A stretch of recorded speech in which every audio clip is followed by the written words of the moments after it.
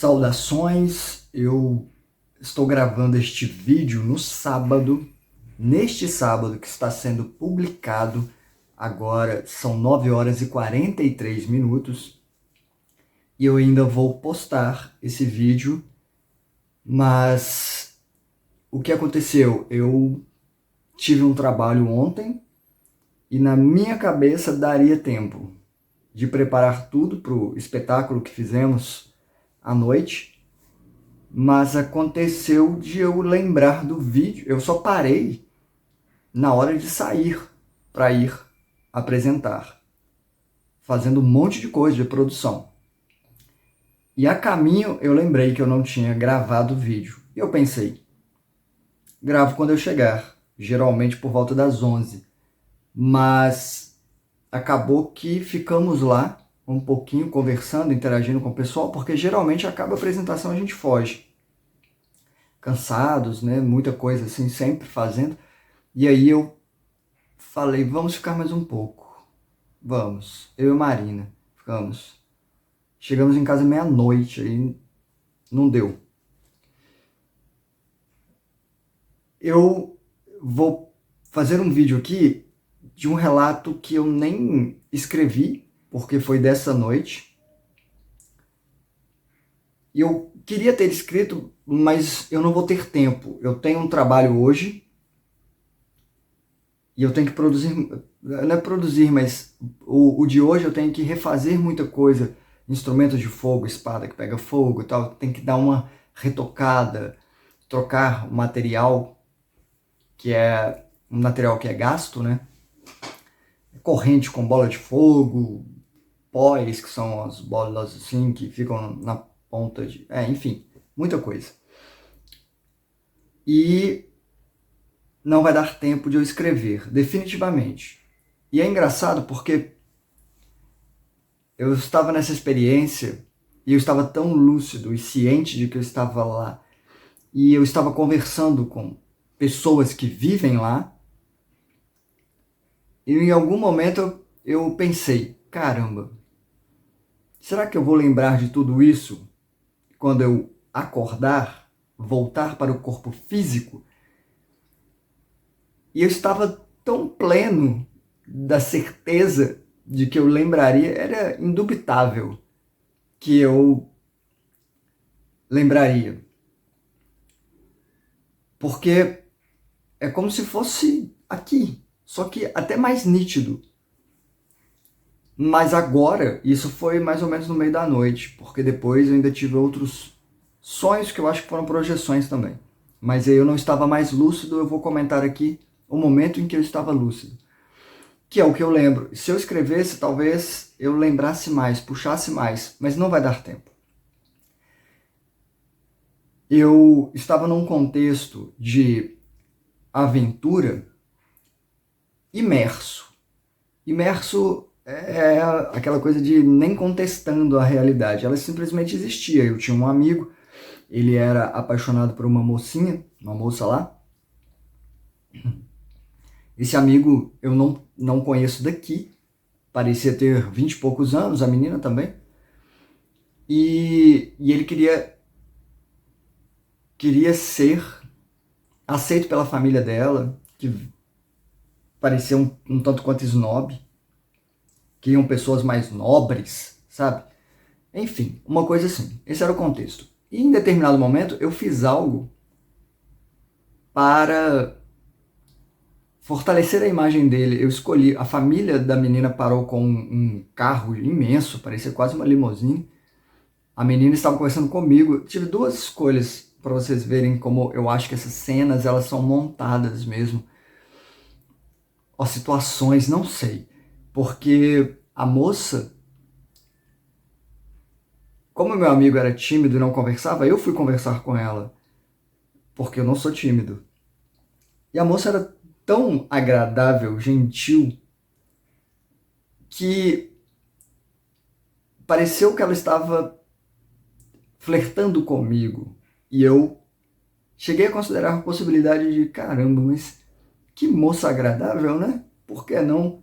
Ah, porque eu tenho um amigo que é apaixonado por ela. Aquela coisa mais de escolha. essa foi a primeira escolha.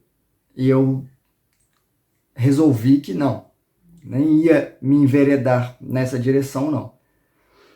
E a família dela parou com o veículo e eu simulei uma discussão com meu amigo.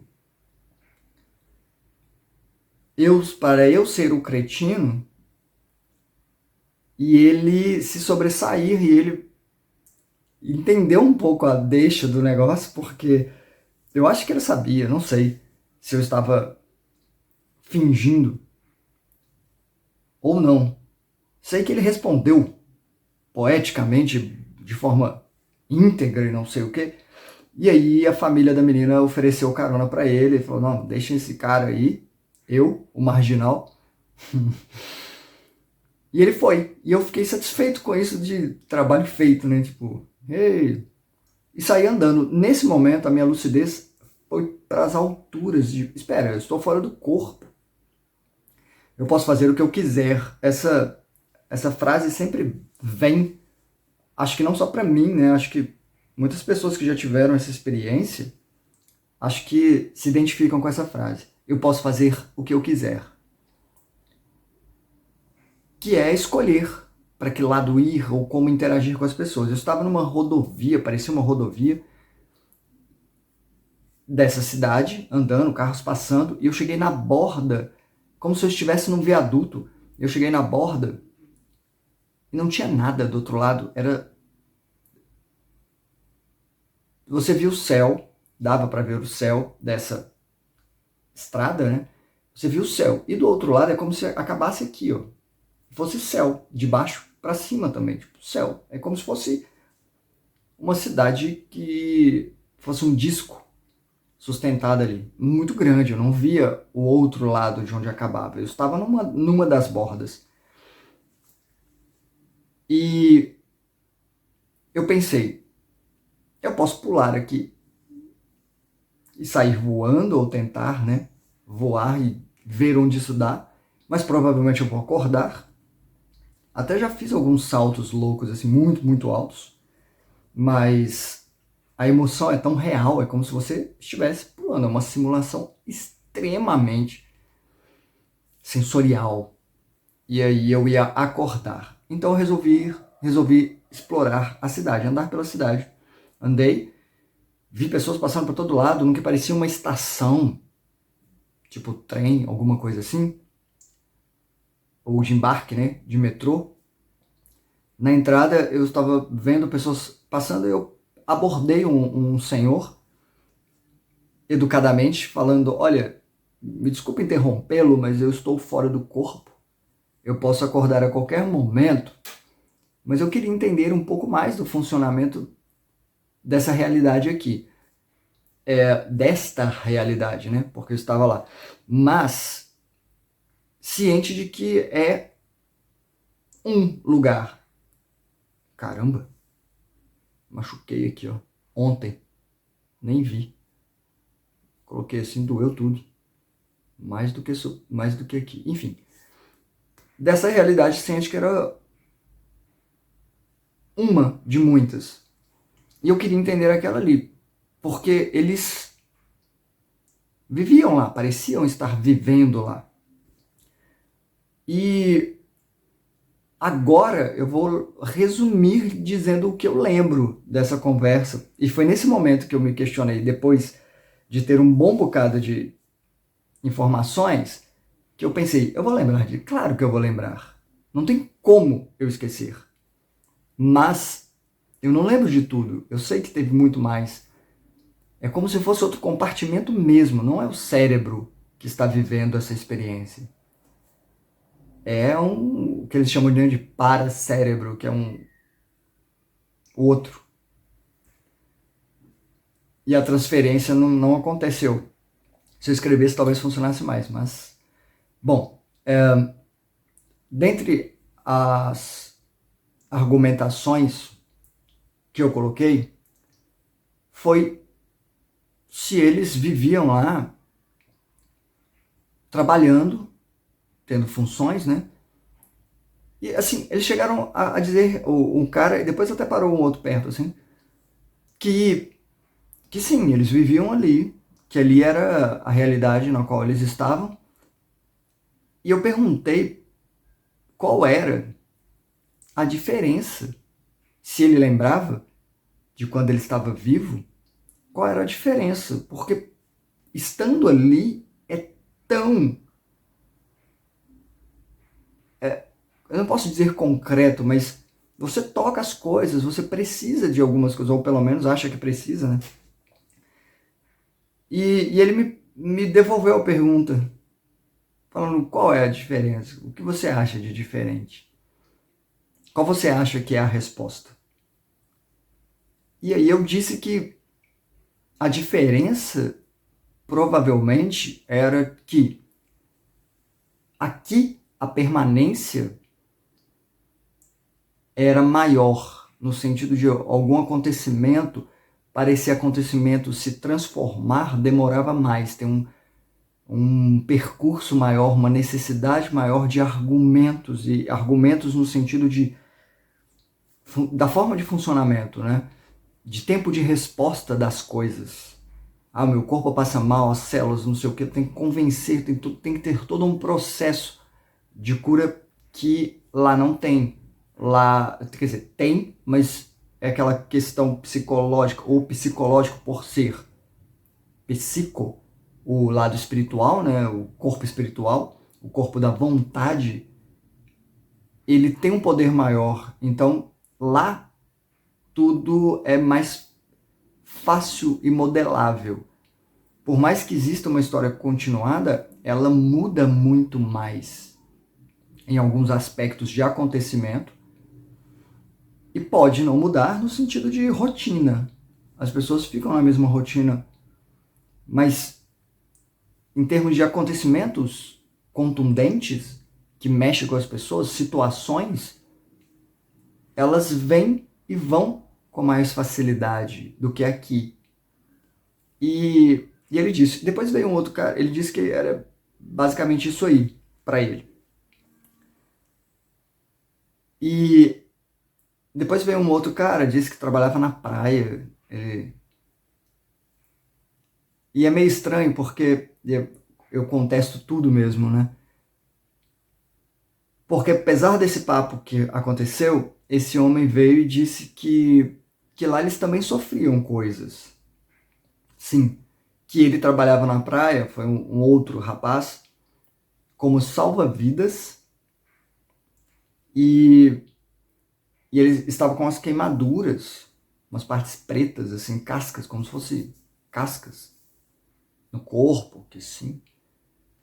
Eu perguntei o que era isso, e aí ele disse que, sendo bem exato nas palavras, ele disse que as pessoas não estavam cuidando das águas, estavam jogando vodka número 12 em excesso. Não sei o que isso significa. E tem uma questão de, quando você está lá, tudo é tão possível, que é um mundo surreal em alguns aspectos, que coisas muito inusitadas acontecem. Então, eu não questionei de onde vinha essa vodka, como assim, por quê disso. E o outro homem falou, ah, é, sim, eu também tenho isso, e mostrou algumas partes, assim, e falou, ah, então é daí que vem, dessa água que está queimando, umas coisas assim. E depois desse momento, eu acordei, tive um outro momento no qual eu estava conversando e falando que eu não indaguei.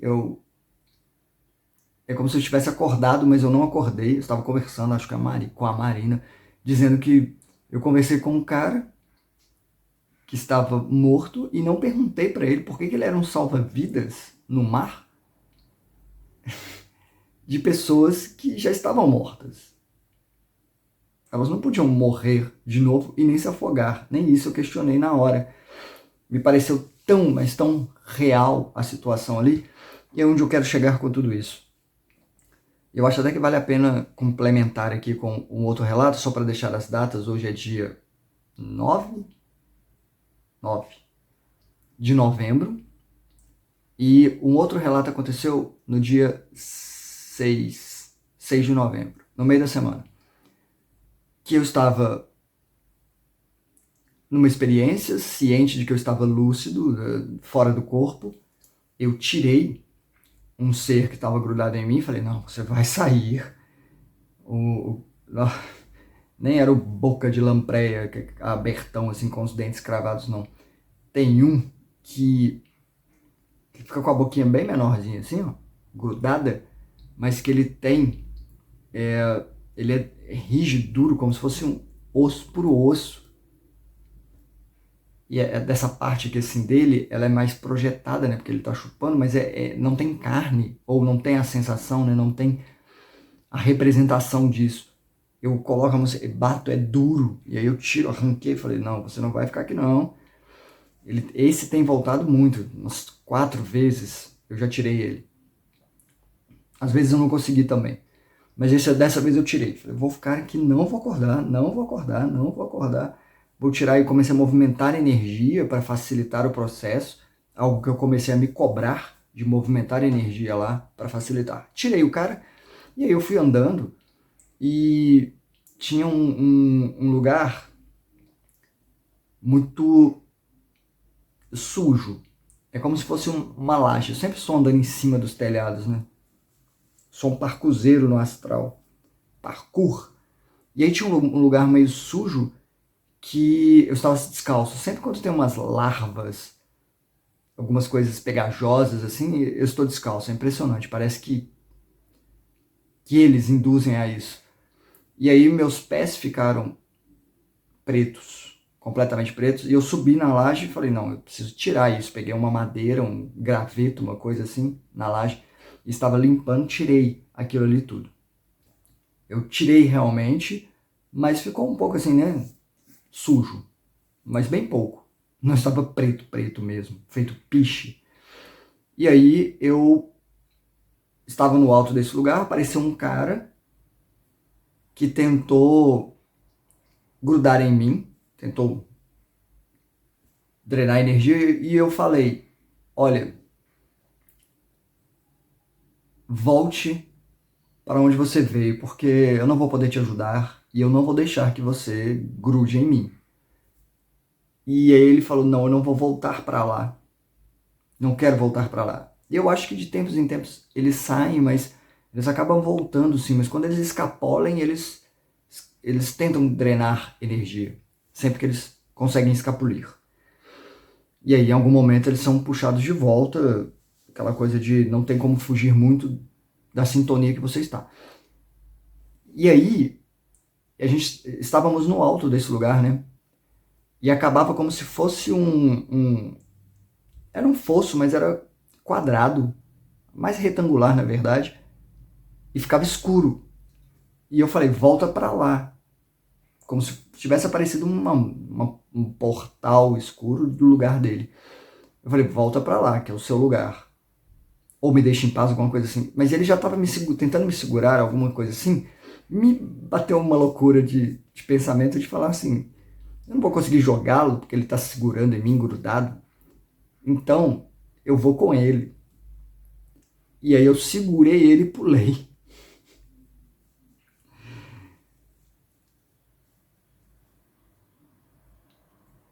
E aí eu caí nesse lugar escuro, mas depois que eu caí, ficou claro, parecia uma vila, tinha um corredor, assim, com muitas casas, uma de cada lado, assim. E é como se fosse um corredor mesmo, aberto, sem teto, né? Um quintal compridinho, com várias casas. E quando eu caí, eu fui bem recepcionado e eu pensei que eu tinha mudado de frequência. Acho que não depois. Vou juntar esses dois relatos aqui e o vídeo vai ficar com quase meia hora mesmo.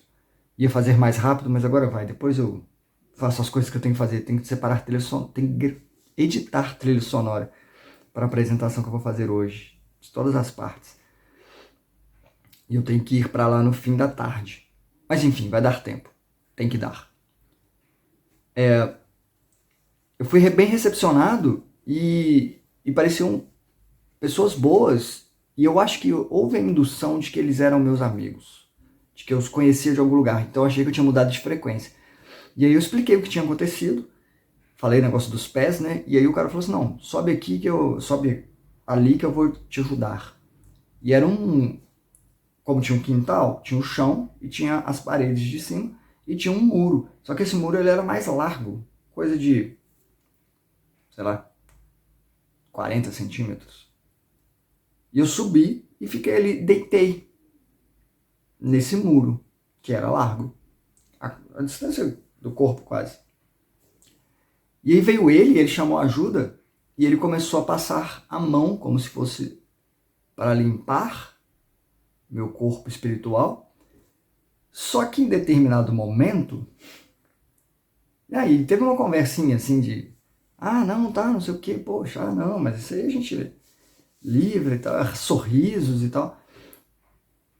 E aí, quando ele começou a fazer isso, eu vi que ele estava, na verdade, puxando o que tinha de resquício de sombra na sola do pé para cima. E eu falei, tá estranho isso. E tinham vários outros ao lado. E teve uma hora que ele falou, traz a tampa do caixão. Aí eu falei... E ele jogou a coisa. Aí eu falei assim, cara, eu tô num lugar ruim. Pensei mesmo nessa coisa. E quando eu pensei, eles desapareceram rindo e tudo escureceu. O lugar ficou totalmente escuro. Mudou completamente o cenário. Como se fosse uma ilusão mesmo. Viram a série do Senhor dos Anéis? Acho que não, né? Essa série nova, a segunda temporada, tem um negócio assim do Sauron lá, de dominar a mente da pessoa. A pessoa acha que tá tudo muito bem, que é bonito, passarinhos e tal, e no fim das contas tá noite, caos, guerra, destruição. Basicamente isso. E eu falei, putz, aí no meio da semana, dia 6, aí eu acordei, nem dormi mais, fiquei fazendo um monte de exercício de limpeza, até consegui sentir o estado vibracional, para sentir que deu uma limpada, e falei, não vou dar credibilidade para isso também, porque é aquela questão do psicológico afetando. Não é que é mentira, é uma verdade sugerida, que se aceita, se estabelece. Pode acontecer, tanto lá quanto aqui.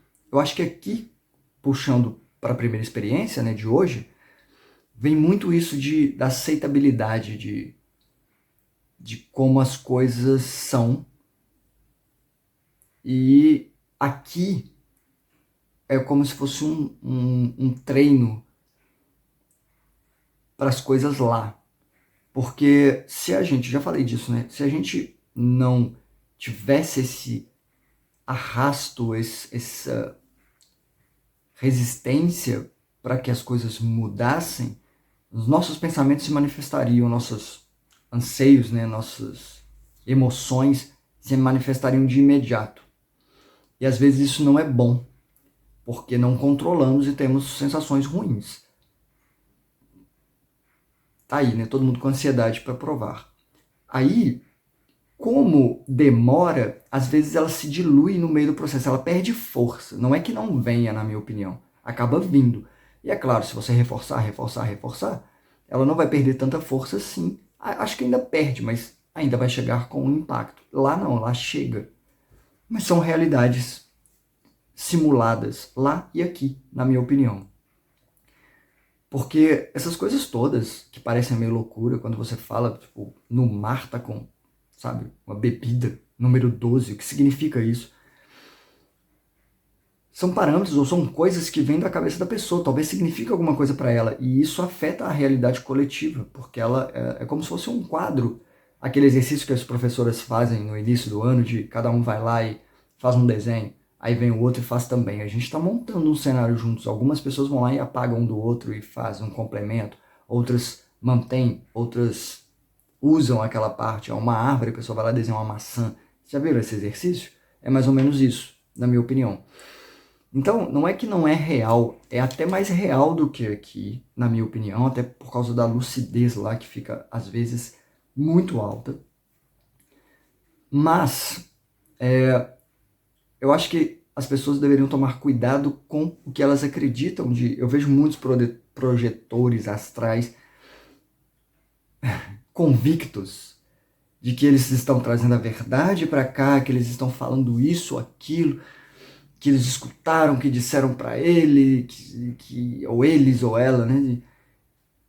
Que é isso ou aquilo, que a humanidade isso, a humanidade aquilo, passando por isso, passando por aquilo, e arturianos, e orionianos, e josilelianos, sei lá. E às vezes não é, sabe? Só para terminar mesmo, quando eu era criança, a gente mora na cidade e a minha avó tinha uma chácara, ou minha tia, e minha avó morava com ela, alguma coisa assim. Uma chácara era um sítio pequeno. Sítio em Portugal é lugar, né? É uma microfazenda, é uma fazenda menor do que... É bem pequena, uma terra. Rural. Uma casinha rural. Então, nessa chácara, a gente ia passar férias. Lá plantavam café, milho, mandioca, hortaliças, né? E não tinha nada quase ao redor, só uma casinha aqui, outra ali e tal. E eles tinham, não tinham muita coisa não, tinha umas 6 vacas. E aí tiravam leite, vendiam leite. Tinha muitas essas coisinhas de troca, né? Galinhas. E aí tinha os meninos do lugar da região que levavam as vacas pro pasto e buscavam as vacas. E ganhavam um dinheirinho com isso. E eles eram meninos que não iam à cidade. E eu e meu irmão, a gente com 7, 8 anos mais ou menos, quase 9, lembro que a gente conversava com eles e tinha um negócio que eu nem combinava com meu irmão, nem ele comigo. Eu acho que ele começava ou eu começava, não lembro. Eu acho que mais meu irmão, que tinha naquela época um senso provocativo maior. Ele fingia, falava umas coisas assim do tipo, não, porque como que era? Eles perguntavam como era na cidade e a gente dizia como era. Só que chegava uma hora que ia para um exagero que virava mentira, e a mentira exagerada. Que era assim, não, na cidade nós temos helicóptero, falava que a gente era rico, tinha helicóptero, brincando assim, não, que a gente estudava num colégio, coisas que a gente definitivamente não tinha porque éramos bem pobres. E ele falava aquilo e os meninos ficavam, nossa, rolava uma certa inveja, né? E eu não sei se é coisa de criança, né? Talvez meu irmão se sentisse como se fosse rico mesmo. E eu também, não vamos tirar o meu da reta, não. A gente era uma brincadeira, a gente é como se estivéssemos brincando, vendo até onde iria ou quanto a gente conseguia sustentar, sabe, a questão do desafio. E eu acho que tem muito isso no plano espiritual. Eles enganam por vários motivos, não só por essa questão de desafio, de o quanto conseguem enganar, porque tem um objetivo. Eu e meu irmão mentimos sem um objetivo grande. Eles que precisam de energia, drenar ali, manipular as pessoas, né? Tem muito mais. Por isso, sim, tenho que tomar cuidado. Eu confiei nesses seres lá que, em teoria, estavam me amaldiçoando, que eu raramente confio, geralmente suspeito, mas dei esse crédito aí, e aí a importância é a leitura.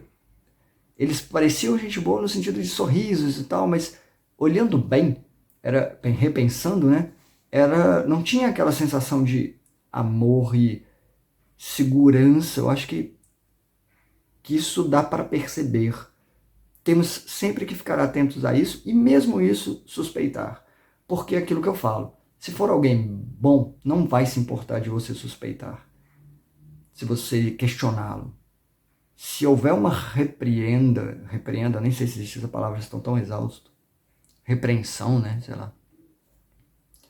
De reclamar que você está contestando a autoridade deles ou não sei o que, ou pare de questionar, suspeite ainda mais. Porque as pessoas boas não vão se importar, elas vão ficar até felizes que você tenha esse bom senso. Então é isso. Esse vídeo ficou grande, não vou editar, eu vou upar ali, no máximo tentar fazer uma capinha dessas que eu faço, né? Bem simplesinhas, para não dizer simplórias. Por que não? Eu não estou nessa época de Ainda não sei usar inteligências artificiais, todo mundo usando aí, fazendo capas bonitas e maravilhosas. Eu vou, nem sei as horas agora, já deve ser mais de, sei lá. Eu tenho muita coisa para fazer. Então, esse vídeo veio um pouco atrasado, mas veio. Ficam essas ponderações. Muito obrigado por sua atenção. Terça-feira tem live. Deixem perguntas aqui, eu respondo em live e aqui também. As mais interessantes eu levo para a live e lá na live eu respondo tudo ao vivo. Mas, só para sintetizar tudo, não é porque é absurdo que não é verdade, tá? É um tipo de verdade. E essa aqui que a gente vive não é tão mais verdade assim, não. É só outro tipo de verdade. Ou ilusões, né? Ilusões bem estabelecidas de alguma forma.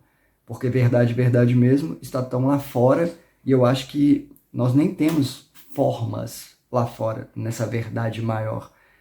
O que é muito difícil para a gente imaginar, porque estamos muito acostumados com forma, com delimitar até onde eu vou, o que eu sou, o que é eu, o que é o outro, o que sou eu, o que é o outro, o que é aquilo, né? E no fim das contas, provavelmente não existe nada disso, são só simulações. E para acabar mesmo, tem eu vi um trecho de uma entrevista do Keanu Reeves com a Annie Moss, eu esqueci o nome dela, né? Annie Kerr, esqueci. Que é a Trinity. Quando fizeram aquela atrocidade, filme Matrix 4, coisa horrorosa. Eles estavam dando entrevista para divulgar o filme, e aí o Keanu estava dizendo que eles foram almoçar, jantar com amigos, que ele foi, e chegou lá, os amigos tinham filhos adolescentes de 13 anos, e ele foi apresentado, ele fez aquele filme Matrix, os meninos, não vi não, eles nem eram nascidos, né? Aí, sobre o que é o filme? É um filme sobre uma realidade simulada. Meu personagem queria muito saber o que era realidade e o que não era, se ele estava vivendo num mundo de simulação ou não.